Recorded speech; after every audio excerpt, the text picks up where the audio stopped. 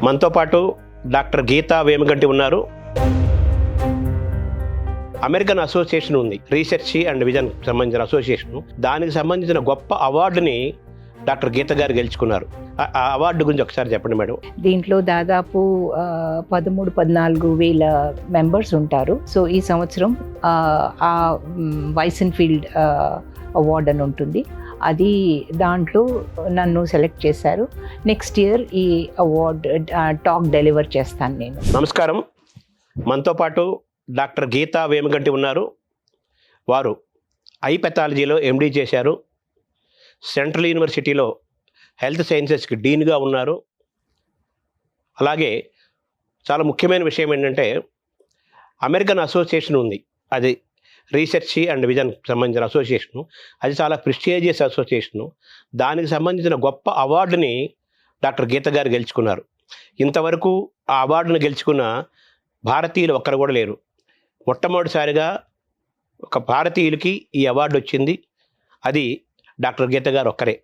గీత గారిని అడిగి ఆ అవార్డు యొక్క ప్రాముఖ్యత, అలాగే ఆవిడ కంటి వైద్య నిపుణులుగా, శాస్త్రవేత్తగా కంటిని ఏ విధంగా కాపాడుకోవాలి, కంటి జబ్బులు భారతదేశంలో ఏ విధంగా ఉన్నాయి, మనకు తెలియకుండా ఎటువంటి ఉన్నాయి, ఇటువంటి అంశాలను తెలుసుకుంటూ నివారణోపాయాలు కూడా తెలుసుకుంటూ కంటికి సంబంధించిన వైద్యంలో పరిశోధనలు ఏ విధంగా జరుగుతున్నాయి, దాంతోపాటు ఆవిడ జీవితము, ఆవిడ ప్రేరణ పొందిన అంశాలు, ఇవన్నీ కూడా మనం ఈరోజు డాక్టర్ గీత గారి ద్వారా తెలుసుకునే ప్రయత్నం చేద్దాం. నమస్కారం మేడం. నమస్కారం. ముందుగా మీకు అభినందనలు. థ్యాంక్స్ అండి. భారతీయులుగా మొట్టమొదటిసారిగా ఈ అవార్డుని ఎంపిక అయిన మొట్టమొదటి డాక్టర్ మీరు. ఇదే ఫస్ట్ టైం కదా మన ఇండియాకి రావడం అవార్డు. అలాగే మీరే మొట్టమొదటి వ్యక్తి అండ్ ఓన్లీ వన్ డాక్టర్. అవునండి. ఆ అవార్డు గురించి ఒకసారి చెప్పండి మేడం. అవార్డు అసోసియేషన్ ఏంటి, ఎందుకు మీకు మిమ్మల్ని సెలెక్ట్ చేశారని?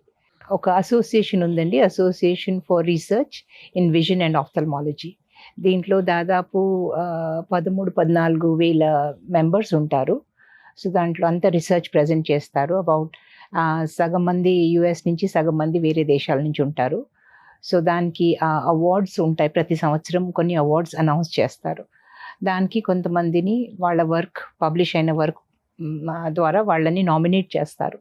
నామినేట్ చేసిన తర్వాత ఒక అవార్డ్ కమిటీ దాన్ని స్క్రీనింగ్ చేస్తుంది, వాళ్ళు అనౌన్స్ చేస్తారు. సో ఈ సంవత్సరం ఆ వైసెన్ఫీల్డ్ అవార్డ్ అని ఉంటుంది. అది దాంట్లో నన్ను సెలెక్ట్ చేశారు. నెక్స్ట్ ఇయర్ ఈ అవార్డ్ టాక్ డెలివర్ చేస్తాను నేను. అదండి. అంటే మనకు ఈ సబ్జెక్ట్లో పర్టికులర్గా ఈ పరిశోధనలో లేదా ఆ అసోసియేషన్ నుంచి ఇంతవరకు మన ఇండియా నుంచి ఒక డాక్టర్ కూడా ఎంపిక కాకపోవడానికి కారణం ఏమైనా ఉందంటారా మేడం? అంటే దాంట్లో చాలా అవార్డ్స్ ఉంటాయి. వేరే అవార్డ్స్ వేరే డాక్టర్స్కి వచ్చాయి. ఇప్పుడు డాక్టర్ జిఎన్ రావు, కొంతమంది వేరే డాక్టర్స్ ఉన్నారు, వాళ్లకు కమ్యూనిటీ ఆఫ్థల్మాలజీ వాటిలో గ్లోబల్ అవార్డ్స్ కొన్ని వచ్చాయి. ఈ ప్రత్యేకంగా వైసెన్ఫీల్డ్ రీసెర్చ్ గురించి నాది ఫస్ట్ వచ్చింది. సామాన్యుడికి అర్థం అవ్వాలంటే ఇది దేని మీద మీరు చేసిన పరిశోధన మేడం? అంటే నా జర్నీ లాస్ట్ 25 years నుంచి నేను ఐ మీద రీసెర్చ్ చేశానండి. ఫస్ట్ టైం మన ఇన్ఫెక్షన్స్ ఉంటాయి కంటి లోపల. దాని తర్వాత స్టెమ్ సెల్ ట్రీట్మెంట్ కోసమని నేను మా కొలీగ్ డాక్టర్ వీరేంద్ర సాంగ్వాన్ కలిసి ఒక సెల్స్ గ్రో చేసేసి, కెమికల్ ఇంజరీస్ ఉంటాయి కదా, బ్లీచింగ్ పౌడరు, ఈ ఆల్కలీస్ అన్ని కంట్లో పడితే కంట్లో పొర వచ్చేస్తుంది, కనపడదు. దానికోసమని వాళ్ళ మంచి కంటి నుంచి కొంచెం భాగం తీసుకొని దాన్ని గ్రో చేసి మేము ట్రీట్ చేసాము. సో మోర్ దాన్ 1000 పైన కేసెస్ ట్రీట్ చేసాము. స్టెమ్ సెల్ ట్రీట్మెంట్ ఉన్నది, ఇదేమో పేషెంట్స్కి వాడుకున్నది. మిగతాదేమో బెంచ్ వర్క్ అంటారు, రీసెర్చ్లోనే ఉన్నది. అది క్యాన్సర్, ఒక కంటి లోపల ఒక ట్యూమర్ ఉంటుందండి, ఆ చిన్నపిల్లలకు వస్తుంది, రెటినోబ్లాస్టోమా అంటారు. ఆ రెటినోబ్లాస్టోమా మీద చాలా ఒక దాదాపు 15-20 ఏళ్ళ నుంచి రీసెర్చ్ చేస్తున్నాము. సో ఇప్పుడు దాని మీద కూడా పబ్లికేషన్స్ చాలా వచ్చాయి, అవార్డ్స్ వచ్చాయి, గ్రాంట్స్ వచ్చాయి. అలాగే ఇంటర్నేషనల్ అటామిక్ ఎనర్జీ ఏజెన్సీ ఉంది, యుఎన్ ఒక పార్ట్, వాళ్ళు రేడియేషన్తోని డ్యామేజ్ అయిన వాటికి ఏమైనా స్టెమ్ సెల్ ట్రీట్మెంట్ ఉందా అంటే అది కూడా, ఒక కంటిలో టియర్స్ గురించి అది కూడా ఒక రీసెర్చ్ చేస్తున్నాము.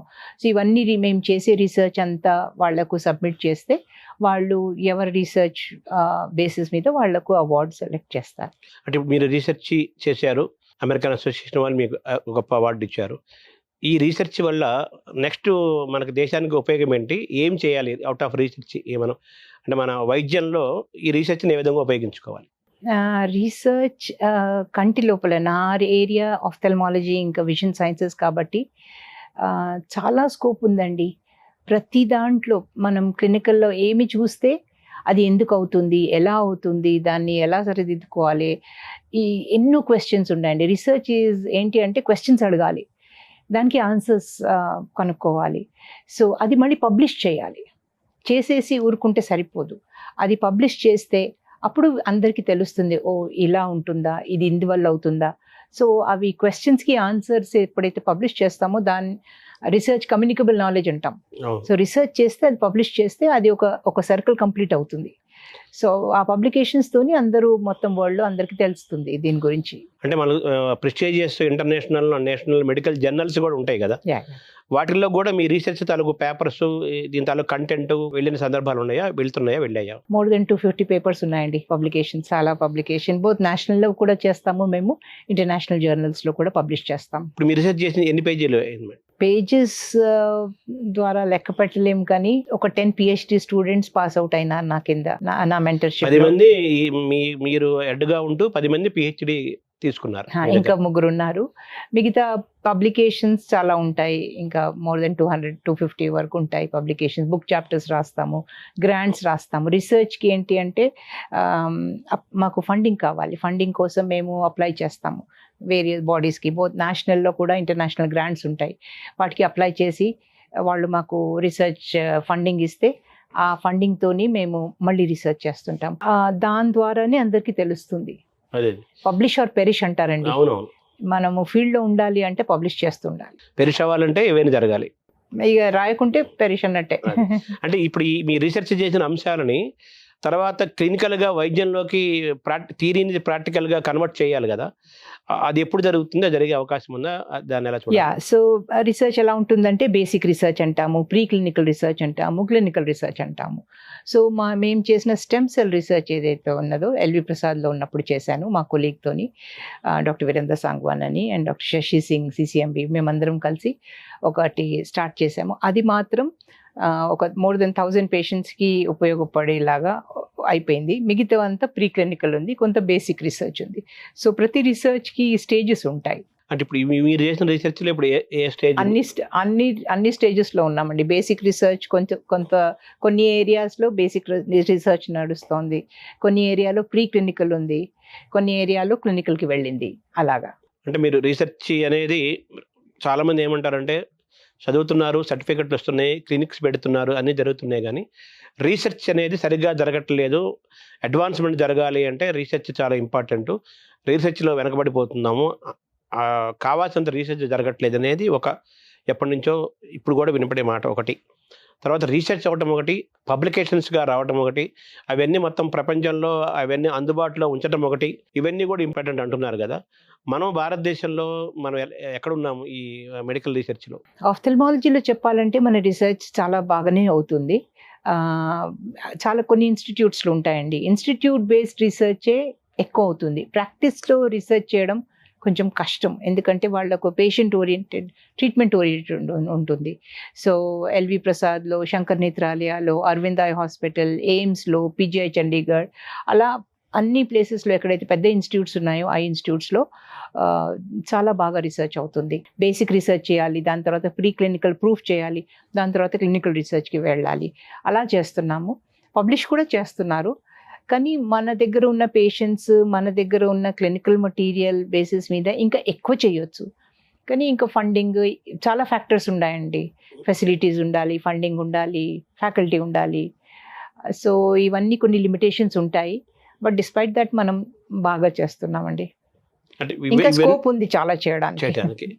మరి మీరు చెప్పిన ఫండింగు, ఇన్‌ఫ్రాస్ట్రక్చరు, తర్వాత ఎంకరేజ్‌మెంటు, మ్యాన్ పవరు ఇవన్నీ ఉండాలి కదా! ఇవన్నీ ఎవరి నుంచి రావాలి? అంటే కార్పొరేట్ సెక్టర్ నుంచి రావాలా? గవర్నమెంట్ నుంచి రావాలా? ఎవరి నుంచి రావాలి? ఇవన్నీ రిసర్చ్‌కి ఎవ్వరు జేబుల నుంచి పైసలు పెట్టరండి. ఇన్‌స్టిట్యూట్ నుంచి కూడా కొంచెం సీడ్ ఫండ్ ఇస్తారు. కొంతవరకు ఫెసిలిటీస్ తయారు చేసి పెడతారు. కానీ ఫ్యాకల్టీని మేమే గ్రాంట్స్ రాయాలి.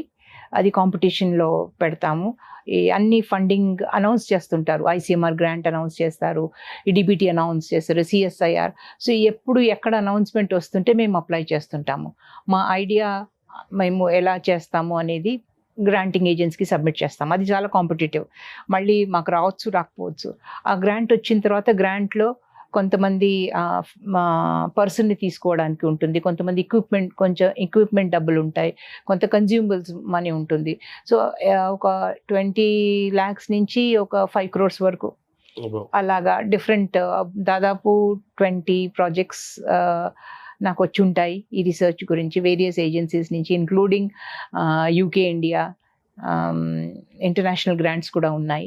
సో ఈ డబ్బులతోని మేము రీసెర్చ్ చేస్తాం. ఇప్పుడు మీరు ఎంపికైన ఈ అవార్డు వల్ల ఈ రికగ్నిషన్ని ఎలా చూడాలి, మీరు ఎలా అనుభవిస్తున్నారు? నేను బెనిఫిట్గా చూడనండి. It's recognition, it's team work అండి, ఒక్కరితోని కాదు. ఎందుకంటే ఇంతమంది హెల్ప్ చేస్తే ఒక రీసెర్చ్ అవుతుంది. So it's recognition of our work from India అని నేను చాలా సంతోషపడుతున్నాను. ఇప్పుడు now I'm at my fag end of my career. So but ఒక గుడ్ ఫీలింగ్ దట్ ఆ వర్క్ని రికగ్నైజ్ చేశారు అని ఒక మంచి ఫీలింగ్. ఎందుకు అనంటే వేరే వాళ్ళకు ఎంకరేజ్మెంట్ లాగా ఉంటుంది అని, ఓ మనం కూడా చెయ్యొచ్చు అని. అండ్ ఎవరన్నా ఇది రోల్ మోడల్గా తీసుకుంటే వాళ్లకు రీసెర్చ్ చేస్తే ఇంత ముందుకు వస్తాము. అవార్డ్స్ కోసం కాదండి, బట్ రీసెర్చ్ ఇట్ సెల్ఫ్ దాంతో ఎంత రివార్డింగ్ ఉంటుందంటే ఎవరికన్నా కంటి చూపు వచ్చేస్తే అది ఒక చాలా మంచి ఫీలింగ్, చాలా సాటిస్ఫాక్టరీ ఉంటుంది కెరియర్. ఎందుకంటే రీసెర్చ్ అంటే చాలామంది భయపడతారు, వెనకకి వెళ్ళిపోతారు, టైం పడుతుంది, మనీ లేదు అని. కానీ కష్టపడితే అన్నీ అవుతాయండి. మీరు ఒక ఇష్టంతో, ఒక ప్యాషన్ తోటి మీరు డెడికేటెడ్గా మీ పని మీరు చేసుకుంటూ వెళ్తూ ఉంటే అందులో భాగంగా ఆ క్రమంలో మీకు గుర్తింపు వచ్చింది. కానీ గుర్తింపు కోసం నేను వర్క్ చేయలేదు, పని చేయడం వల్ల గుర్తింపు వచ్చింది. ఇది నాకు చాలా తృప్తిగా ఉంది. అలాగే ఇలా గుర్తింపు రావడం వల్ల నాలాంటి వాళ్ళకి అవార్డ్స్ రావడం, మిగతా వాళ్ళకి కూడా ఇది ప్రేరణగా, ఇన్స్పిరేషన్గా ఉంటుంది అనేది మీరు చెప్తున్నారు, అంతే కదా?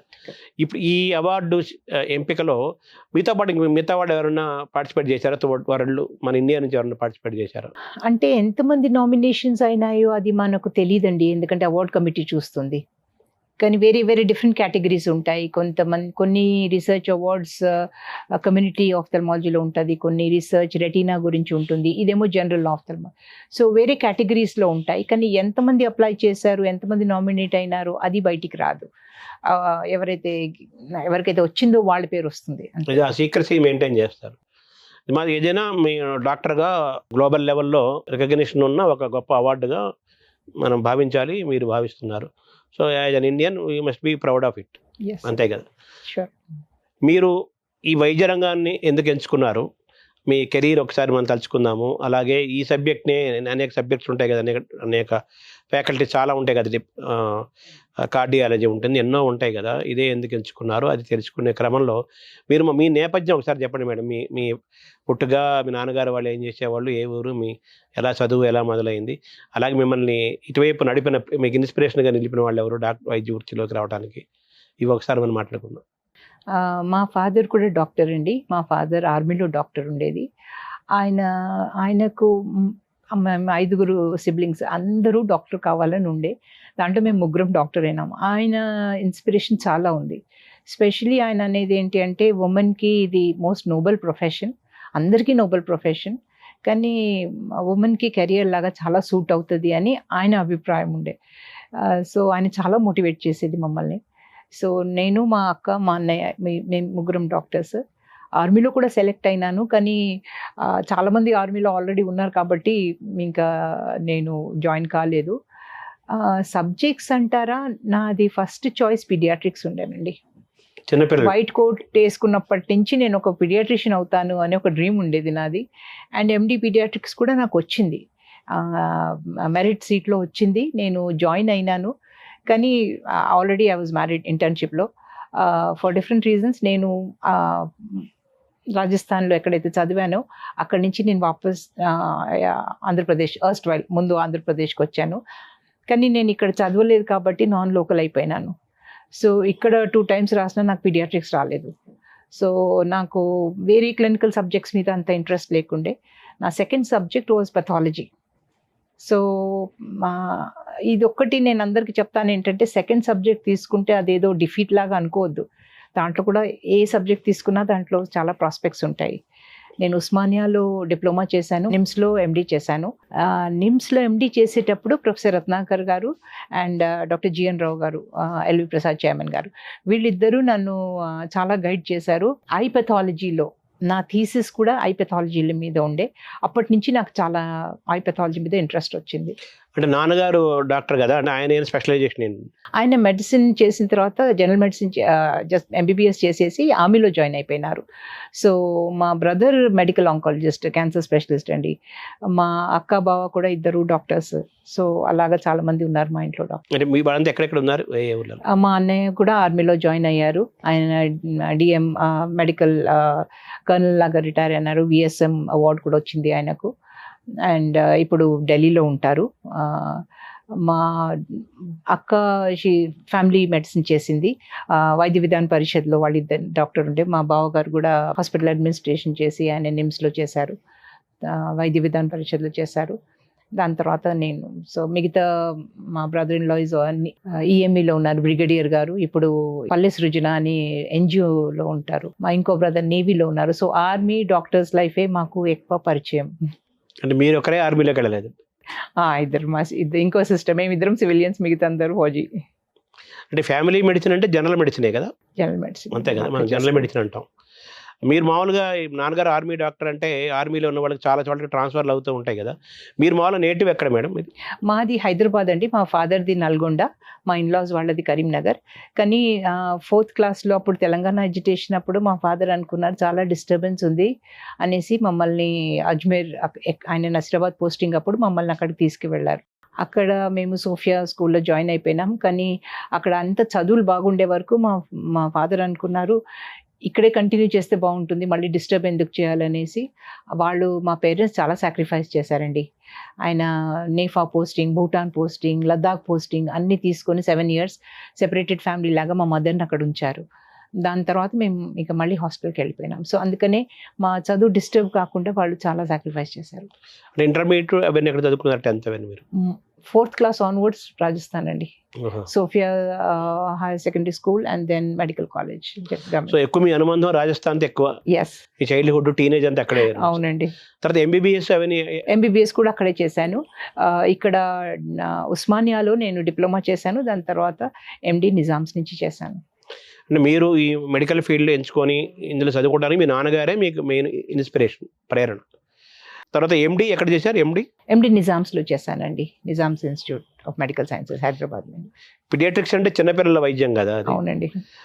చిన్నపిల్లల వైద్యం నుంచి మీరు కంటి వైద్యంలోకి మారారు.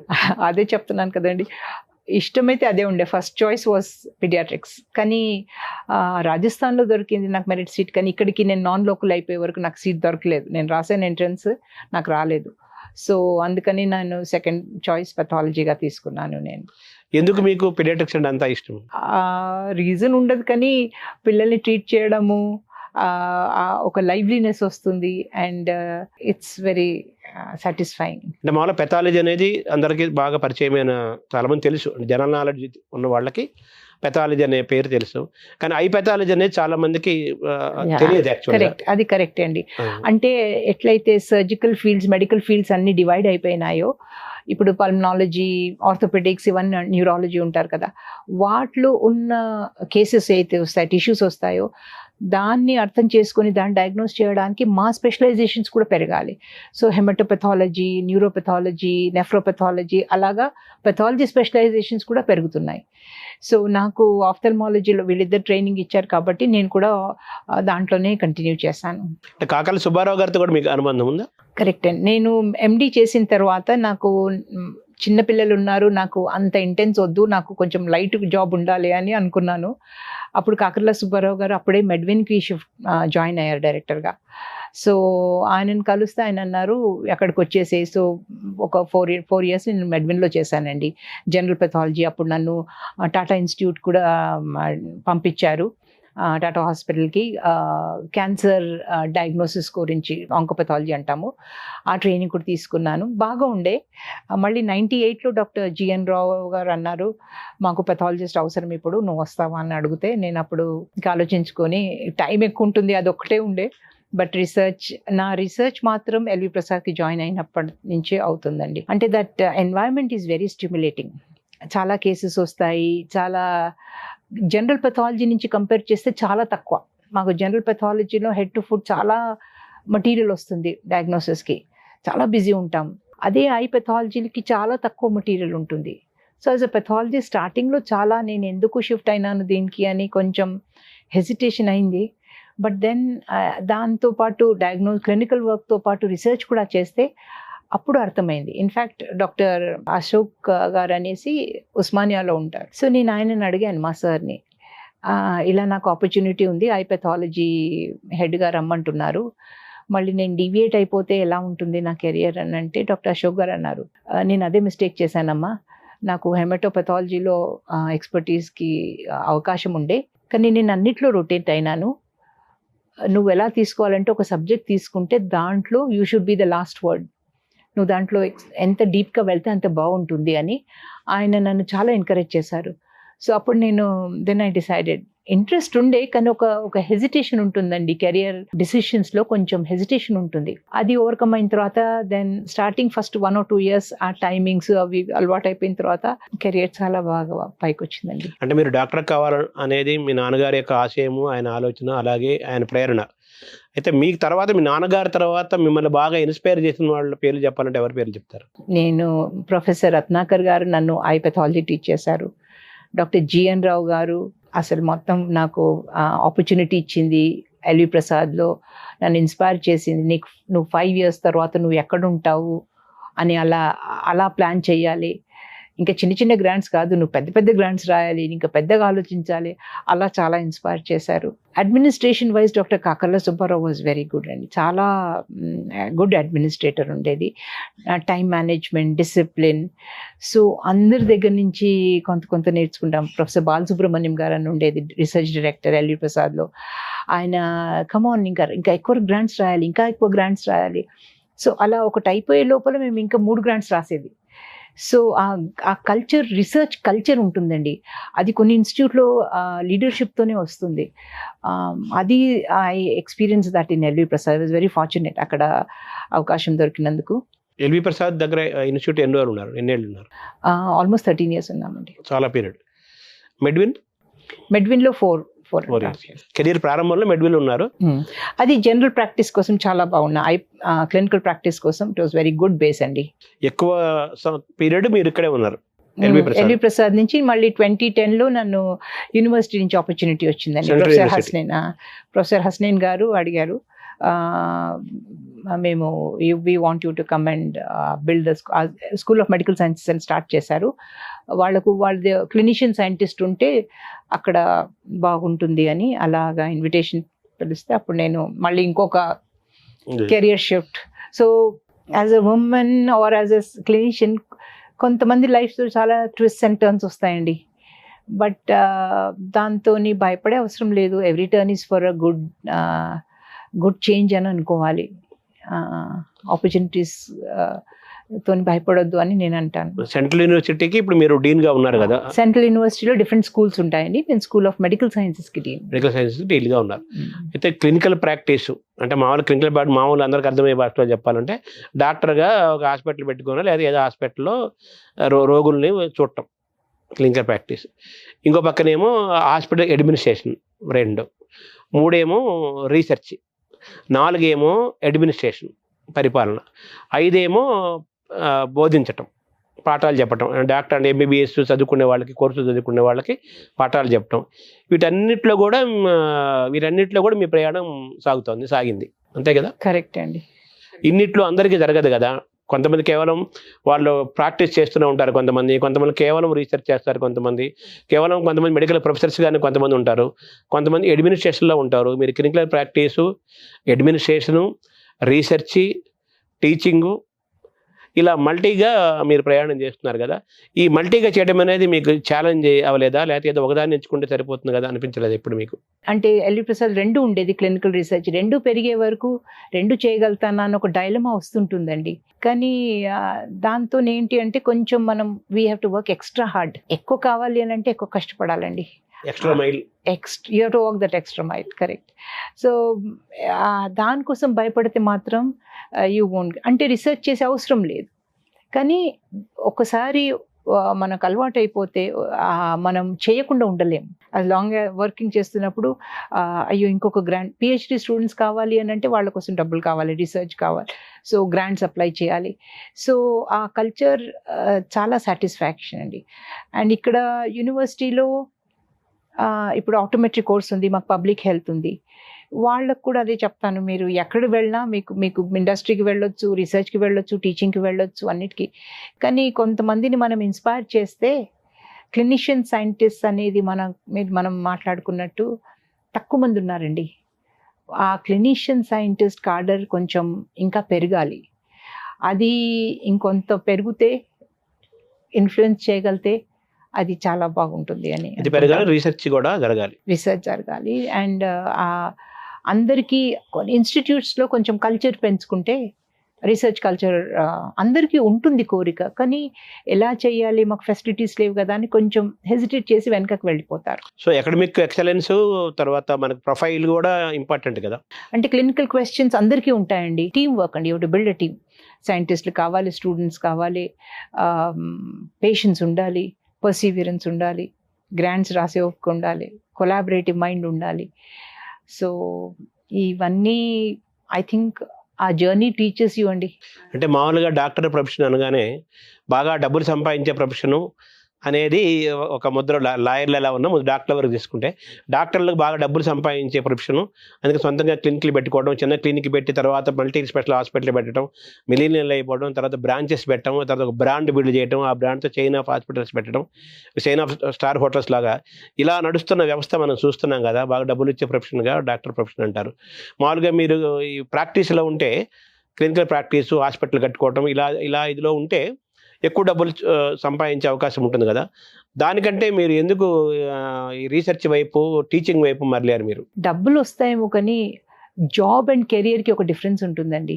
Job gets you money. Career ఏంటి అంటే మనం ఒక ఐడెంటిటీ ఉంటుంది, ఒక సబ్జెక్ట్లో ఎక్స్పర్టీస్ వస్తుంది, సాటిస్ఫాక్షన్ ఉంటుంది, అదొక జర్నీ అండి. డబ్బులు కరెక్టే, మీరు చెప్పినట్టు చాలా అవకాశాలు వచ్చినాయి. మీరు రాండి మేడం, మనం ఓపెన్ చేద్దాం ల్యాబ్. మా జూనియరే అన్నారు, నేను బ్లాంక్ చెక్ ఇస్తాను, మీరు ఎంత కావాలంటే రాసుకోండి అంటే.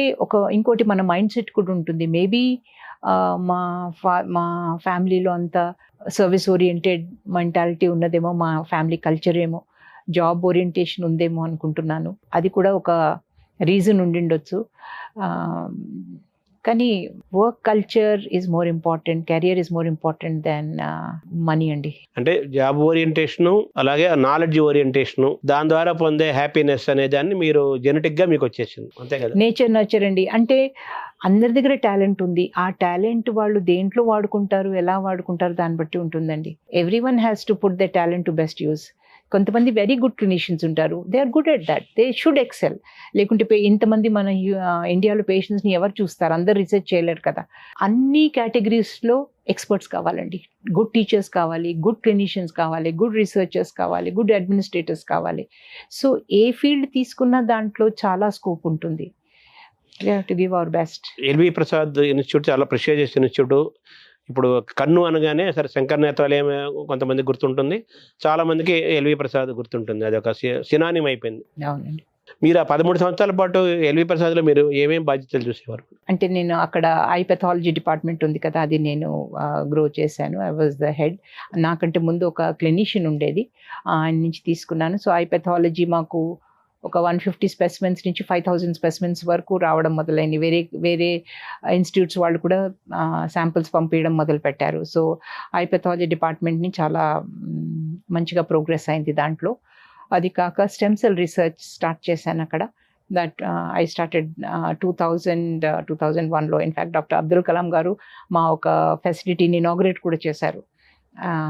సో ఆయన ఎప్పుడు అడిగేది, రెటీనా ఎప్పుడు చేస్తారమ్మా మీరు, రెటీనా ఎప్పుడు సో అక్కడ కల్చర్ వాజ్ వెరీ గుడ్.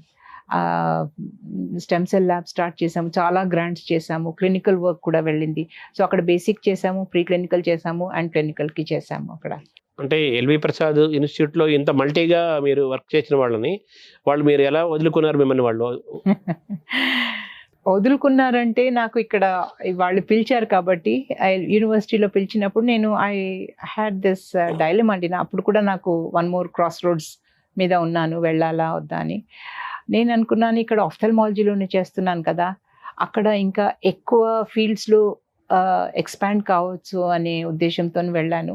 ఇంకొకటి, మనకు కావాల్సింది చేయాలా, ఎవరైనా వాళ్ళకు అవసరం ఉన్నది అని చేయాలా, అది కూడా ఒక డైలమా ఉంటుందండి. డాక్టర్ జీఎన్ రావు అన్నారు, ఎలా ఉంటావు అక్కడ, నువ్వు ఎంత ప్రొటెక్టెడ్ ఎన్వైరన్మెంట్ నుంచి బయటకు వెళ్తున్నావు, ఎలా ఉంటావు అని అన్నారు. అక్కడ ఛాలెంజెస్ నాకు తెలీదు యూనివర్సిటీ వెళ్ళే ముందు, కానీ యూనివర్సిటీ ఆపర్చునిటీస్ అది ఒక క్యాన్వస్, పెద్ద క్యాన్వస్ అండి.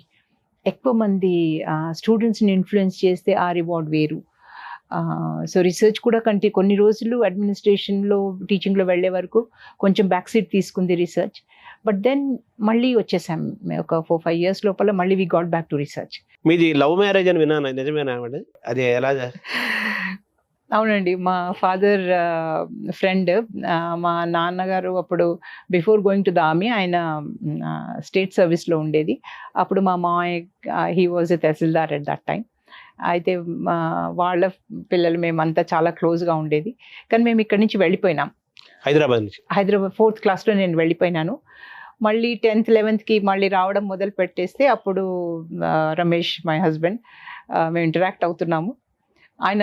ఆయన మూవ్ ఫస్ట్ చేశారు, దాని తర్వాత మెడిసిన్ అయ్యే వరకు అప్పుడు మేము ఇంటర్న్షిప్లో మా పెళ్ళయిందండి. కొంచెం నేను నార్త్ అలవాటు అయిపోయింది, నేను సౌత్లో సెటిల్ అవుతానా లేదా అన్న హెజిటేషన్ ఉండే. డాక్టర్ నాన్ డాక్టర్ది కూడా కొంతమందికి డైలమా ఉంటుంది. But it's more of a person than profession అండి. మనము మ్యారేజ్ గురించి ఆలోచిస్తే, అండ్ ఫ్యామిలీ చాలా తెలిసిన ఫ్యామిలీ, చాలా మంచి ఫ్యామిలీ, అండ్ పేరెంట్స్ అందరికీ సపోర్ట్ చేస్తారండి. ఇన్లాస్ సపోర్ట్ చేయడం చాలా గ్రేట్. సో నాకు ఇన్లాస్ సపోర్ట్ కూడా చాలా ఉన్నది. మా అత్తేమో, నా ఎండి, డీసీపీ, ఎండి అన్నీ నాకు పెళ్ళైన తర్వాత అయింది. సో దాని కారణం అంతా మా ఇన్లాస్ అండ్ మా ఎక్స్టెండెడ్ ఫ్యామిలీ సపోర్ట్ అండి. పెళ్లి చేసుకోవాలి, అమ్మాయికి అబ్బాయి దొరకాలన్నా, అబ్బాయికి అమ్మాయి దొరకాలన్నా చాలామంది ఏం చేస్తారంటే సేమ్ ఫీల్డ్ ఎంచుకుంటే వాళ్ళు ఒకరినొకరు ఆ ఫీల్డ్ తెలుసుకుంటారు కాబట్టి సేమ్ ఫీల్డ్ నుంచి ఎవరైనా ఎంచుకుందామో అమ్మాయిగా కానీ అబ్బాయి కానీ అనేది ఒకటి నడుస్తుంది. ఒక్కోసారి లేకపోతే వేరే ఫీల్డ్ నుంచి నచ్చితే చేసుకోవాల్సి వస్తుంది కదా. దీన్ని ఎలా చూస్తారు మేడం, మీరు ఏం సజెస్ట్ చేస్తారు? అది డైలమా ఉంటుందండి అందరికీ. కొంతమంది ఏమో స్పెసిఫిక్లీ మాకు డాక్టర్సే కావాలి, మమ్మల్ని మంచిగా అర్థం చేసుకుంటారు అని అనుకుంటారు.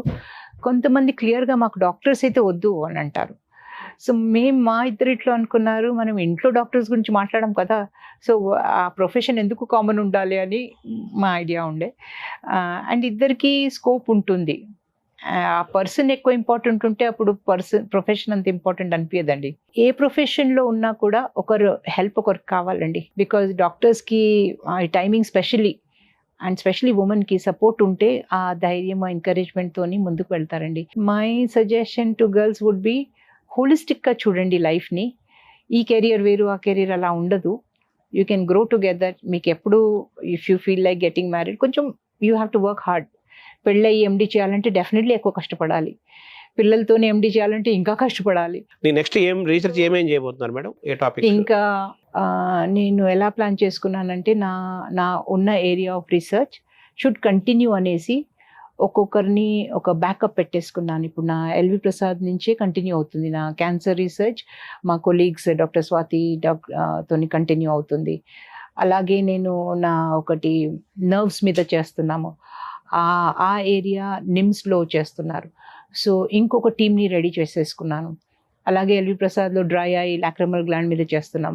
దానికి ఎవరు కంటిన్యూ చేస్తారో ఒక టీం ఉంది. సో ఒక రివార్డింగ్ ఏంటి అంటే, ఆఫ్టర్ నాది కెరియర్ ఇంకా యాక్టివ్ కెరియర్ ఉండదు అని అనుకుంటున్నాను. నేను మోర్ ఆఫ్ అన్ అడ్వైజరీ రోల్కి వెళ్ళిపోతానేమో ఇంకొక 1 year. రిటైర్మెంట్ తర్వాత మీ రీసెర్చ్ పెరుగుతుందా, లేదా సూపర్వైజరీగా ఉంటారా? మీ బ్రెయిన్లో రీసెర్చెస్ చాలా చేయాల్సినవి ఉన్నాయి, చేయించాల్సినవి చాలా ఉన్నాయి కదా, దాన్ని ఎలా మలుచుకుంటారు ఆఫ్టర్ రిటైర్మెంట్? నేను ఐ థింక్ ఫుల్ టైం కాకుండా నేను సపోర్టింగ్ రోల్కి వెళ్తే బాగుంటుందేమో అని అనుకుంటున్నానండి. అంటే యూనివర్సిటీస్కి వెళ్ళటం, పాఠాలు చెప్పటం, ఇవన్నీ ఉంటాయి కదా, అలా పుస్తకాలు రాయటం. ఇవన్నీ అది కంటిన్యూ అవుతుంటాయి కదా. అది చేయొచ్చండి, రీసెర్చ్ చేయొచ్చు. బుక్ చాప్టర్స్ నమ్మాది బుక్ అయిపోయింది, అది ఇంకా పబ్లిషింగ్లో ఉన్నది, అది రావచ్చు. తర్వాత మీరు ఈ పర్సనాలిటీ అంటే ఈ ఫ్యామిలీని, ప్రొఫెషన్ని ఎలా మేనేజ్ చేసుకోవాలి అనే దాని మీద చాలా వాటికి మీరు మెంటర్గా కూడా ఉన్నారు. చాలామంది మీరు ఇన్స్పైర్ చేస్తున్నారు. వాళ్ళ పర్సనాలిటీ డెవలప్మెంట్కి కానీ, వాళ్ళ సైకలాజికల్గా బ్యాలెన్స్ చేసుకోవడానికి కానీ మీరు మెంటర్గా కూడా ఉన్నారని నేను విన్నాను. అది ఎలా, మీరు అలా ఏం చేస్తున్నారు? అది అంటే హర్డల్స్ వస్తాయండి, అందరికీ వస్తాయి. మనం జనరల్ న్యూట్రల్ ఉండాలి. ఇది మాకే ఎందుకు అవుతుంది అనేది కొంత పీరియడ్ ఉంటుందండి ఉమెన్స్ లైఫ్లో where they are very vulnerable. Marriage అయిన తర్వాత దే హ్యావ్ టు లుక్, ఒక ఫ్యామిలీలో అడ్జస్ట్ అయ్యే వరకు టైం పడుతుంది. అదే టైంలో కెరియర్ కూడా టేక్ ఆఫ్ అవుతుంది, అదే టైంలో పిల్లలు కూడా చేయాలి. సో ఆ ఫస్ట్ 5 to 7 years ఇస్ చాలా వల్నరబుల్ అండి.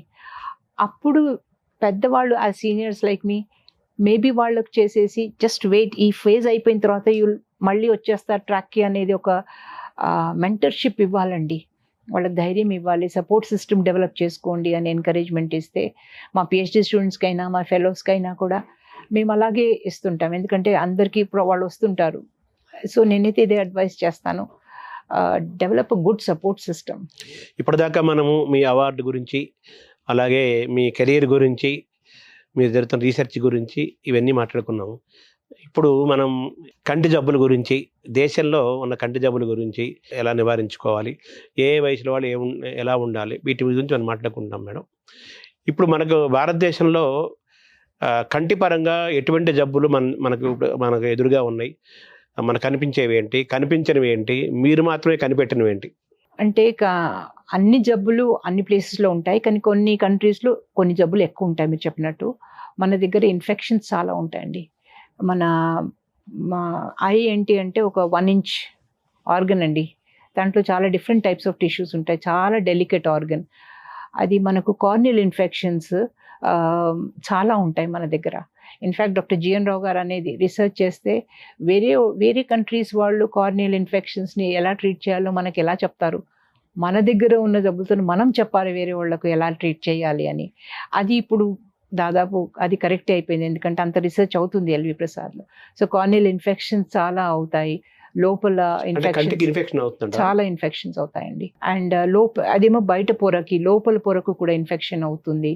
దాని తర్వాత డీజనరేషన్స్ ఉంటాయి, మనకు ఈ అల్ట్రా వైలెట్ రేస్ ఉంటాయి కదా, దాంతో కూడా కొంచెం డ్యామేజ్ ఉంటుంది. ఐ ట్యూమర్స్ చాలా ఉంటాయండి మన దగ్గర, కనపడుతుంటే కొన్ని, అంటే బయటవి కార్నియా పైన ఆక్యులర్ సర్ఫేస్వి కనపడుతుంటాయి, అది రెడ్ మాస్ ఉంది అనేసి వస్తుంటారు. కొంతమంది కొన్ని కంటి లోపల ఉంటాయి, చాలా టైప్ ఆఫ్ ట్యూమర్స్ ఉంటాయండి. ఈ పొర మీద, లిడ్స్ మీద కూడా వస్తాయి, చాలా జబ్బులు ఉంటాయి. అది వాళ్లకు ట్యూమర్ అని కూడా అనుకోరు, వాళ్ళు ఏదో గడ్డ అయింది, ఎర్రగైంది. చూపు పోవాలనేది ఏమీ లేదు, చూపు ఉన్నాక కూడా ట్యూమర్ ఉండొచ్చు, అది గుర్తుపెట్టుకోవాలి.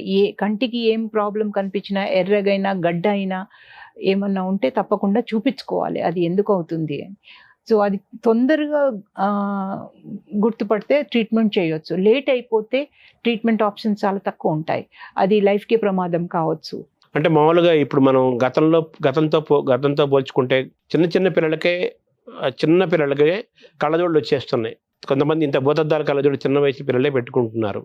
ఒకప్పుడు అలా ఉండేది కాదు, ఎప్పుడో 40 ఏళ్ళు దాటిన తర్వాత ఏదో చత్వారం లాగా వచ్చేది, తర్వాత ఏదో కొన్ని రోజులు కళ్ళజోడు పెట్టుకున్న తర్వాత ఆ చత్వారం కూడా పోయేది, అసలు కళ్ళజోడు పెట్టుకోవాల్సిన అవసరం రాకుండా కూడా కొంతమంది ఉండేవాళ్ళు, కొంతమందికి సైట్ పెరిగే కొద్దీ వాడుతుండేవాళ్ళు. దీనికి కారణం ఏంటి, ఎందుకు కళ్ళ జబ్బులు ఎంతగా పెరుగుతున్నాయి, చిన్నపిల్లల్లో కూడా ఎందుకు ఎంత పెరుగుతున్నాయి? కరెక్ట్, నేను చెప్పింది కంటి లోపల అయ్యే కొన్ని వ్యాధులు చెప్పాను. బ్లైండ్నెస్ ఎందుకు వస్తుంది అని చూస్తే క్యాటరాక్ట్ ఫస్ట్, క్యాటరాక్ట్ కానీ దానికి సర్జరీ చేయొచ్చు. దాని తర్వాత గ్లాకోమా అని అంటారు, అది సైలెంట్ కిల్లర్, లోపల ప్రెషర్ పెరుగుతున్నది. దాని తర్వాత రిఫ్రాక్టరీ ఎర్రర్స్ అంటారండి, అంటే అన్కరెక్టెడ్. చిన్నపిల్లలు స్కూల్కి పోతుంటే వాళ్ళు కళ్ళు కూడా చూపెట్టుకోరు, అది వాళ్లకు సడన్లీ ఏమి కనపడదు, అప్పుడు చూస్తే వాళ్లకు అంత పవర్ ఉంది అని తెలుస్తుంది. సో అన్కరెక్టెడ్ ఉత్త గ్లాసెస్తో పోతుంది. ఆల్మోస్ట్ 30-40% పీపుల్ ఎవరైతే కంటి చూపు వాళ్ళకి లేదో అది అద్దాలు వాడుకోకుండా అవుతుంది. సో అద్దాలు వాడుకుంటే అంత కరెక్షన్ కావచ్చు. చిన్నపిల్లలు ఏదైనా చదవాలనుకున్నా, ఏదైనా టీవీ చూసినప్పుడు కానీ, బొమ్మలు చూసినప్పుడు కానీ వాళ్ళకి కనిపించకపోవడం వల్ల అప్పుడు అప్పుడు మనం అప్పుడు తెలుసుకుంటాం. తెలుస్తుందండి. ఇంకోటి ఏంటి మీరు అన్నారు ఇప్పుడు క్లోజ్ విజన్ తోని పనిచేసే ఎక్కువైపోయింది ఇప్పుడు స్క్రీన్ టైం అంటారు సెల్ చూడండి. ఫోన్ వచ్చేసింది కదా. సెల్ ఫోన్ వచ్చింది 20-20-20 అంటామండి. అంటే ఎవ్రీ 20 minutes ఒక 20 meters దూరం చూడాలి అని అంటారు. కంప్యూటర్స్ మీద పనిచేస్తున్నారు. సో అంత లో విజన్ కంప్యూటర్ సిండ్రోమ్ అంటారు. ఇవన్నీ ఇప్పుడు ఈ మధ్యలో వచ్చినవండి. సెల్ ఫోన్లు వచ్చినాయి, ఐప్యాడ్లు వచ్చినాయి, కంప్యూటర్లు వచ్చినాయి. మ్యాక్సిమం అందరూ ఇప్పుడు సెల్ ఫోను, స్మార్ట్ ఫోన్లు వచ్చిన తర్వాత ప్రతివాడి చేతిలో రోజుకి కొన్ని గంటల పాటు కన్ను సెల్లు అందుకనే చూసుకుంటున్నారు కదా. పిల్లల్ని అవుట్డోర్ యాక్టివిటీస్ చేయమంటారండి. అంటే మనకి కొన్ని జనరేషన్స్కి ఆటలు, చదువులు, కల్చరల్ ప్రోగ్రామ్స్, ఇంట్లో బ్రాటప్ ఇలా అన్నీ ఉండేవి. అవును. నిజంగా చదివే తక్కువే, చదువుకు కేటాయించే సమయం అన్నీ ఉండేవి. ఇప్పుడు అవన్నీ పోయి పూర్తిగా చదువులకు పెరగటం కూడా ఒక కారణం. కరెక్ట్ అండి. బ్యాలెన్స్ ఉండాలి. బై అవుట్డోర్ యాక్టివిటీస్ మాత్రం, గేమ్స్ మాత్రం ఇట్స్ అ మస్ట్ అండి. టీమ్ ప్లే బయట ఉంటుంటే. అంటే ఒక వయసు వచ్చిన తర్వాత కంటికి కొంచెం చూపు తగ్గుతూ ఉంటుంది, వైద్యం చేస్తూ ఉంటారు, జాగ్రత్తలు పాటిస్తారు, అది మళ్ళీ మాట్లాడుకుందాం. అది వేరు. అది వేరే సబ్జెక్ట్. ఇది మయోపి అంటారు. అంటే దీన్ని అంటే ఇంకోటి ఏంటి అంటే ఏజ్ తోని మన ఇప్పుడు దూరం పెట్టినా దగ్గర పెట్టినా చూడొచ్చు. ఇప్పుడు నేను దగ్గర నుంచి నాకు కనపడదు, దూరం పెడితే కనపడుతుంది. అది ఏజ్ తోని వచ్చేది. క్యాటరాక్ట్ కాకుండా ఇది మసిల్స్ అంతా కాంట్రాక్ట్ కాదు, అది దూరం చూపు. ఇంకా దూరం ఇది కనపడకుంటే అప్పుడు నేను చిన్న రీడింగ్ క్లాసెస్ పెట్టుకుంటారు. దాని తర్వాత ఇంకా క్యాటరాక్ట్ ఏమైనా ఉంటే అవి ఉంటుంది. చిన్న పిల్లలు ఏంటి అని అంటే వాళ్ళు గ్లాసెస్ పెట్టుకుంటే తప్ప వాళ్ళకు బోర్డు కనపడదు, ఇంతనే కనపడుతుంది, వాళ్ళకి దూరంది కనపడదు, అలాగుంటుంది. సో చిన్న పిల్లలకి కంటి పరంగా ఎటువంటి ఇబ్బందులు రాకుండా వాళ్ళ విజన్ బాగుండాలంటే ఏమేం చేయాలి, ఏమేం చేయకూడదు, డూస్ అండ్ డోంట్స్ మీరేం చెప్తారు? ఫస్ట్ ఈజ్ డివైసెస్ తగ్గించేసాలండి, అంటే సెల్ ఫోన్లు, ఇవన్నీ. అండ్ ఇన్ అవుట్డోర్ యాక్టివిటీస్ పెంచాలి. దాని తర్వాత ఇది వైటమిన్ డెఫిషియన్సీస్ అంటారు. వైటమిన్ ఎంత కలర్ వెజిటబుల్స్ ఉంటాయో అంత మంచిది. పచ్చగా ఆకుపచ్చది, పసుపచ్చది, క్యారెట్, ఇలాంటివి అన్ని. అండ్ ఇంకోటి కెమికల్స్ అండి. మన ఇండియాకి వచ్చిన స్పెషల్ 2 ఫెస్టివల్స్లో చాలా కంటి దెబ్బలు అవుతాయి. ఒకటేమో దీపావళికి, ఇంకొకటి హోలీకి. ఆ కెమికల్స్ అంతా పడేసి చాలా ఎల్వి ప్రసాద్ ఏదో ఎక్స్ట్రా క్లినిక్ పెట్టుకుంటారండి ఆ దీపావళికి ఇంజురీస్తోని. అది అవాయిడ్ చేయాలి. I injuries. అవుట్డోర్ యాక్టివిటీస్ చేయాలి. 20-20-20 అని ఒకటి ఫార్ములా ఉంటుందండి. ఎవ్రీ 20 minutes లుక్అవుట్, ఒక 20 meters చూడండి అని అంటుంటారు. కంప్యూటర్ వాడే వాళ్లకు, యంగ్ వాళ్లకు అది బ్రేక్ చేసుకోవాలి. And eat good nutritious food. ఇది పిల్లలకు సంబంధించి. అంటే మామూలుగా మీరు చెప్పిన 20-20 అంటే ప్రతి 2 నిమిషాలకి ఒక సెల్ ఫోను లేదా పుస్తకం చదవటము, ఐప్యాడ్ చూసిన తర్వాత అంటే వాళ్ళ ఎడ్యుకేషన్ కరిక్యులంలో భాగం కూడా ఒకసారి చూడాల్సి వస్తుంది. సరే ఊరికే చూసేవాళ్ళు కూడా కొంతమంది ఉంటారు. సరే ఎవ్రీ 20 నిమిషాలకు ఒకసారి కంటికి రెస్ట్ ఇవ్వాలంటారు, అంతే కదా? మీరు బ్రేక్ చేసి దూరం చూడాలి. అంటే ఐ కాంటాక్ట్ లుక్ మార్చాలి. అలాగే కొంతసేపు 20 నిమిషాల తర్వాత కన్ను మూసుకోమని కూడా చెప్తారు కదా. కొంతసేపు మూసుకోండి, బట్ దూరం చూపినా సరిపోతుంది. చూస్తారు, మంచిది. ఇప్పుడు మామూలుగా పొల్యూషన్ పెరిగింది కదా, వెహికల్ పొల్యూషన్, బయట రకరకాల పొల్యూషన్ పెరిగింది కదా. ఈ బయటకి వెళ్ళక తప్పదు, కొన్ని పనులు చేయక తప్పదు, తిరగక తప్పదు కదా. ఇటువంటి పరిస్థితుల్లో కంటిని ఏ విధంగా ఈ పొల్యూషన్ నుంచి కాపాడుకోవడానికి మీరు ఇచ్చే సలహాలు ఏంటి? ప్రొటెక్షన్ అండి, ఐ ప్రొటెక్షన్, గ్లాసెస్ వేసుకోవాలి, spectacles especially drivers, motor cycle వెళ్ళడం వాళ్ళు మాత్రం తప్పకుండా ప్రొటెక్టివ్ గ్లాసెస్ వేసుకోవాలి. అండ్ ఎక్కువ వచ్చేసి ఐ వాష్ చేసుకొని ఇంట్లో జస్ట్ కోల్డ్ వాటర్తో వాష్ చేసుకొని, అది పొల్యూషన్లో ఏమైతే చెప్పలేము, గ్లాసెస్ వాడితే మాత్రం చాలా ప్రొటెక్షన్ ఉంటుంది. కంటికి సంబంధించిన జబ్బుల్లో గతంలో ఎప్పుడు లేనట్లుగా కొత్తగా ఈ మధ్య వస్తున్న జబ్బులు ఏంటి, మీరేం వాటిని ఐడెంటిఫై చేశారు మేడం ఇండియాలో? మేము కొత్త ఇన్ఫెక్షన్స్ డిటెక్ట్ చేసామండి. ఇంకోటి ఇన్ఫెక్షన్స్ అంటే ఈ కార్నియా మీద ముందు ఆ ఆర్గానిజమ్స్ ఎప్పుడు కనపడలేదు, ఇప్పుడు సడన్లీ ఇప్పుడు కనపడుతున్నాయి. అది మధ్యలో ఇమ్యూనో కాంప్రమైజ్డ్ హెచ్ఐవి పేషెంట్స్తోని కొంతమందికి వచ్చేది, ఇప్పుడు హెచ్ఐవి లేకున్నా కూడా జబ్బులు వస్తున్నాయి. అట్లాంటివి 2-3 డిఫరెంట్ టైప్స్ ఆఫ్ ఇన్ఫెక్షన్స్ మేము కార్నియాలో ఐడెంటిఫై చేసి పబ్లిష్ చేశాము. ఇంకోటి వాటి జెనెటిక్స్, ఇవి ఆల్రెడీ జబ్బులు ఉన్నాయి, వాటి జెనెటిక్ ప్రాబ్లం ఏంటి అనేది ఆ జెనెటిక్ మ్యూటేషన్స్ని కనుక్కొని పెట్టుకున్నాం. కొన్నిట్లో ఏంటంటే ట్యూమర్ ఎలా డయాగ్నోస్ చేయాలి, దీనికి కొత్త మెథడ్ ఏమన్నా ఉందా డయాగ్నోస్ చేయడానికి, 2 మినిట్స్లో 5 మినిట్స్లో డయాగ్నోస్ చేసేది ఉందా, అది దాన్ని ర్యాపిడ్ డయాగ్నోసిస్ అంటారు, అది ఒకటి కనిపెట్టాము. అంటే మీరు కొత్తగా ఐడెంటిఫై చేస్తున్న ఈ ఇన్ఫెక్షన్స్ వీటికి తగ్గట్టుగా మన వైద్యము, చికిత్స, మందులు, సర్జరీ ఇవన్నీ మనకు అందుబాటులో ఉన్నాము మనం ఇండియా ఉన్నాయండి. ఇది టీమ్ వర్క్ అండి, నేను ఒక్కదాన్ని కాదు. క్లినీషియన్స్, మైక్రోబయాలజిస్ట్ ఉంటారు, వాళ్ళు దాన్ని డయాగ్నోసిస్ చేస్తారు, దాన్ని కల్చర్ చేస్తారు. క్లినీషియన్ దాన్ని ఎలా ట్రీట్ చేయాలి, ఏ యాంటీబయాటిక్ వాడాలి అని చూస్తారు. మేమందరం కలిసి అది పబ్లిష్ చేస్తాం. ఇదా ప్రజెంట్ అవుతుంది, ఇదా మైక్రోబయాలజీ చేయాలి, ఇది పెథాలజీ చేయాలి, ఇలా ట్రీట్ చేయాలి, ఎన్ని కేసెస్ అయినాయి. సో ఈ మోస్ట్లీ రీసెర్చ్ అంతా టీమ్ వర్క్ ఉంటుందండి, అందరం కలిసి చేస్తాము. అప్పుడు మాకు అన్ని ఆస్పెక్ట్స్ అర్థమవుతాయి ఒక డిజీజ్ గురించి. అంటే గతంలో మనకు కొన్ని జబ్బులు మాత్రమే ఉండేవి, మనుషులకి తెలిసేవి, ఉన్నటువంటి తెలిసేవి. ఇప్పుడు మెడికల్ అవేర్నెస్ పెరుగుతోంది, డాక్టర్స్ పెరుగుతున్నారు, స్పెషలైజేషన్స్ పెరుగుతున్నాయి గతంలో కంటే. అయితే క్యాన్సర్స్ కూడా, ఇప్పుడు క్యాన్సర్ పేషెంట్స్ పెరుగుతున్నారు. ఎప్పుడప్పుడు మొత్తం ఆంధ్ర స్టేట్ మొత్తానికి ఒక క్యాన్సర్ హాస్పిటల్ ఉంటే చాలా ఎక్కువగా ఉండేది. ఇప్పుడు మామూలు క్లినిక్స్ లాగా క్యాన్సర్ హాస్పిటల్ కూడా పెరుగుతున్నాయి కదా. క్యాన్సర్ అనేది మామూలు బ్లడ్ క్యాన్సర్, ఇలా రకరకాల క్యాన్సర్స్ అంటారు. ఐకి కూడా క్యాన్సర్ వచ్చే అవకాశం ఉందా? అసలు అటువంటి ఉందా? ఐకి క్యాన్సర్ వస్తుందా? ప్రతి పొరలో క్యాన్సర్ వస్తుందండి. ప్రతి పొరలో క్యాన్సర్ వస్తుంది. ఒక లెన్స్ తప్ప, లెన్స్లో క్యాన్సర్ రాదు, కానీ కంటి ఈ నల్ల పోర్షన్ అంటారు చూడండి, బ్లాక్, అది యాక్చువల్లీ బ్లాక్ కాదు. మన వాచ్ చూసుకున్నట్టు చూస్తే దాని గ్లాస్ ఉంటుంది కదా, వాచ్ గ్లాస్, ఆ పొర ఉంటుంది, దాన్ని కార్నియా అంటారు. అది చాలా డెలికేట్.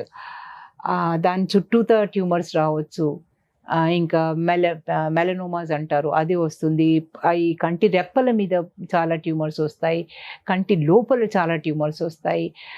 మన కంట్రీలో కొన్ని ట్యూమర్స్ చాలా ఎక్కువ ఉన్నాయి, ఐలిడ్ క్యాన్సర్స్ ఎక్కువ ఉన్నాయి, ఈ వైట్ పొర మీద వచ్చే క్యాన్సర్స్ చాలా ఉన్నాయి మన కంట్రీలో. మన కంట్రీలో వేరే కంట్రీ కంటే మన కంట్రీలో ఏజ్ తక్కువ ఉన్నది. నేను 17-18 ఇయర్స్ కూడా ఒక క్యాన్సర్ డయాగ్నోస్ చేశాను కంటి పొర మీద. వేరే కంట్రీలో చూస్తే వాళ్ళ యావరేజ్ 40-50 ఇయర్స్ అంటారు. పిల్లల దగ్గర కూడా క్యాన్సర్ వచ్చేది. సో అది కొన్ని జెనెటిక్ కారణాలు ఉంటాయి, కొన్ని యూవీ రేస్ వల్ల ఉంటుంది, స్మోకింగ్ వల్ల ఉంటుంది, కొన్ని ఈ చాలా ఒక్కటే కారణం ఉండదు, చాలా కారణం వల్ల ఇన్ జనరల్ బాడీలో క్యాన్సర్స్ పెరుగుతున్నాయి. సో ఐ క్యాన్సర్ కూడా పేషెంట్లు కూడా పెరుగుతున్నారు. సో దానికి మనకు వైద్యము ఆ క్యాన్సర్ నుంచి రక్షించుకునే పరిస్థితుల్లో మనం ఉన్నామండి. చాలా బాగా ట్రీట్మెంట్ అవుతున్నాయి.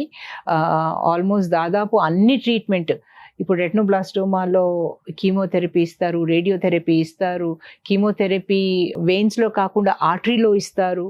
సో ఏదైతే బయట దేశాలలో ప్రోగ్రెస్ అయిందో ఆల్మోస్ట్ అన్నీ మనం ఇక్కడ చేయగలుగుతున్నాం. ప్రాబ్లం ఏంటి అంటే చాలా లేట్గా వస్తారు మన దగ్గర. ఇంకా పెరగాలి అవేర్నెస్, అంటే హెల్త్ పట్ల అవేర్నెస్ పెరగాలి, రెగ్యులర్గా చెకప్లు చేసుకోవాలి అనేది మీరు చెప్తున్నారు.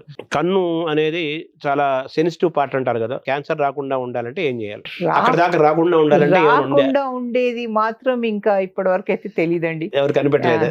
రెగ్యులర్గా డాక్టర్లు కలుస్తూ చెకప్ చేసుకుంటూ ఉంటే తెలుస్తుంది, అంతే కదా. తర్వాత ఇప్పుడు మామూలుగా ఆర్టిఫిషియల్ కళ్ళు కూడా వస్తున్నాయి అంటారు, బయోనిక్ అయ్యేది అంటారు కదా. అది ఎక్కడున్నాం మేడం? అది మన ఇండియా వాళ్ళం ఎక్కడ ఉన్నాం, మిగతా దేశాలు ఎక్కడ ఉంది? అంటే బయోనిక్ ఇప్పుడు చిప్ ఉంటుందండి, కొంతమంది చిప్ పెడుతున్నారు. ఇప్పుడు ఇండియాలో మాత్రం ఐ డోంట్ థింక్ ఎల్వి ప్రసాద్లో కొంత రీసెర్చ్ అవుతుంది దీని గురించి, but not to that extent. అంటే మామూలుగా ఈ కన్నుని మెదడు యొక్క విండో అంటారు కదా. అవునండి, విండో ఆఫ్ ది బ్రెయిన్ అంటారు కదా. అంటే ముందే కన్ను చూస్తుంది, కొన్ని మెదడు కంటే ముందు కన్ను చూస్తుంది అంటారు కదా, అది నిజమేనా మేడం? అది కరెక్ట్. అంటే రెటీనా మనం ఆఫ్థల్మోస్కోపీ పెట్టి అయిన చూస్తే బాడీ, బికాజ్ అక్కడ ఉన్న ఆర్టరీస్, రెటీనాలో ఉన్న ఆర్టరీస్ అది ఒక్కటే మనకు కనపడుతుంది. బాడీలో ఎక్కడ ఆర్టరీ కూడా కనపడదు, రెటీనా ఆర్టరీని మనం డైరెక్ట్ చూడగలుగుతాం. అందుకనే అది I is a very unique organ. అయితే అది చూస్తే దాంట్లో ఏమేమి జబ్బులు ఉన్నాయో చాలా తెలిసిపోతాయి. చాలా బాడీలో ఉన్న జబ్బులన్నీ రెటీనాలో కనపడవచ్చు, కాబట్టి it's a window to the I body అని అంటారు. అంటే మన లైఫ్ లాంగివిటీ మంచి చూపుతో ఉండాలి అంటే మామూలుగా కొంతమంది ఫిజికల్ ఎక్సర్సైజ్ చేస్తారు, కొంతమంది యోగాసనాలు, వ్యాయామం, ధ్యానం చేస్తారు. అలా కంటికి ఏమన్నా ఒక ఎక్సర్సైజ్ ఉందా? కంటికి ఏమన్నా యోగా ఉందా? కంటికి ఏమన్నా అటువంటి ఏదైనా ఉందా అదర్ దాన్ ఈ వైద్యం కాకుండా? అంటే eye is part of the body కాబట్టి బాడీకి చేసినవన్నీ ఐ కూడా పనికి వస్తుంది. But in general eye care మనము చూపు చెప్పాను కదండి, ఎక్కువ నియర్ విజన్ పెట్టుకోకుండా డిస్టెంట్ అవుట్డోర్ యాక్టివిటీస్ చూసుకొని good nutrition food, general body కాపాడుకుంటుంటే డెఫినెట్లీ ఐ కూడా హెల్దీనే ఉంటుంది.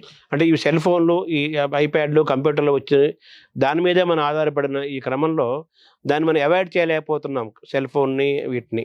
ఇటువంటి పరిస్థితుల్లో వాటిని కాపాడుకుంటూనే మన సైట్ని కాపాడుకోవడానికి ఏంటుంది మేడం? దానికి మనకి మెథడ్ ఏముంది? దానికి సొల్యూషన్ ఏంటుంది? There is no straight forward answer అండి. మీరు బ్రేక్ తీసుకోవాల్సిందే అంతే. అంటే ప్రతి 20 నిమిషాలకు ఒకసారి బ్రేక్ తీసుకోవాలి. 20-20-20 ప్రిన్సిపల్ ఫాలో చేయాలి. Thank you madam. మీరు కంటి గురించి, కంటి రీసెర్చ్ గురించి చాలా విషయాలు చెప్పారు. మీ ద్వారా మాకు కళ్ళు తెరిపించారంటారు కదా, కళ్ళు తెరిపించారు. నమస్కారం మేడం.